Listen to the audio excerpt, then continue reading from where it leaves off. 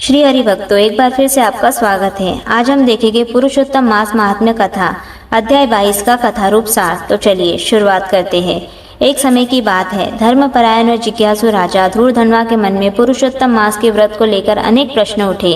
वे जानना चाहते थे कि इस पवित्र मास में कौन से नियमों का पालन करना चाहिए और किन बातों से दूर रहना चाहिए। वे विनम्र होकर वाल्मीकि मुनि से बोले, हे तपोधन, कृपा करके मुझे विस्तार से बताइए कि इस व्रत में क्या करना उचित है और क्या त्याज्य है। तब भगवान की प्रेरणा से महर्षि वाल्मीकि ने मुस्कुराते हुए कहा, हे राजन, तुम अत्यंत कल्याणकारी प्रश्न किया है। ध्यानपूर्वक सुनो, मैं तुम्हें पुरुषोत्तम मास के नियम संक्षेप में बताता हूँ।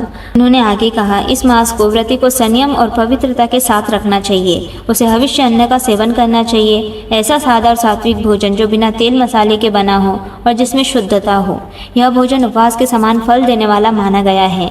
राजा ने पुनः पूछा, हे मुनिवर, किन वस्तुओं का त्याग करना चाहिए। वाल्मीकि जी बोले, हे राजन, इस व्रत में मांस, मदिरा, शहद, तिल का तेल, राजमांस, राई और सभी तामसिक पदार्थों का त्याग करना चाहिए। साथ ही बासी अन्न, दूषित भोजन और दूसरों के हाथ का अन्न नहीं लेना चाहिए। प्याज, लहसुन, गाजर, मूली आदि भी त्याज्य है।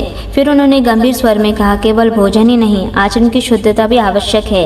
व्रती को किसी से वैर नहीं रखना चाहिए, किसी की निंदा नहीं करनी चाहिए, चाहे वह देवता हो, गुरु हो, ब्राह्मण हो या कोई प्राणी। पराई स्त्री से दूर रहना, ब्रह्मचर्य का पालन करना और मन वचन कर्म से पवित्र रहना, ये सब इस व्रत के मूल आधार हैं। राजा अत्यंत ध्यान से सुन रहे थे। वाल्मीकि मुनि ने आगे कहा, इस मास में व्रती को पृथ्वी पर शयन करना चाहिए, पत्तल में भोजन करना चाहिए और दिन में एक बार या नियत समय पर ही भोजन करना चाहिए। यदि सामर्थ्य हो तो उपवास, नक्त व्रत या एक भुक्त व्रत का पालन करना चाहिए। उन्होंने यह भी बताया, जो व्यक्ति इस मास में श्रद्धा से भगवान श्री कृष्ण का स्मरण करता है, श्रीमद् भगवत का श्रवण करता है या तुलसीदास से शालिग्राम का पूजन करता है, उसे अत्यंत पुण्य की प्राप्ति होती है। फिर उन्होंने एक अद्भुत रहस्य बताया, हे राजन, जो इस व्रत का पालन करता है उसके पास यमदूत भी नहीं आते। उसके शरीर में समस्त तीर्थों और देवताओं का निवास होता है। उसके जीवन में दुःस्वप्न, दरिद्रता और सभी पाप नष्ट हो जाते हैं। राजा यह सुनकर आश्चर्यचकित रह गया। अंत में वाल्मीकि मुनि बोले, हे राजन, यह पुरुषोत्तम मास का व्रत 100 यज्ञों से भी श्रेष्ठ है। यज्ञ से स्वर्ग मिलता है, परंतु इस व्रत से भक्त सीधे भगवान के परम धाम गोलोक को प्राप्त होता है।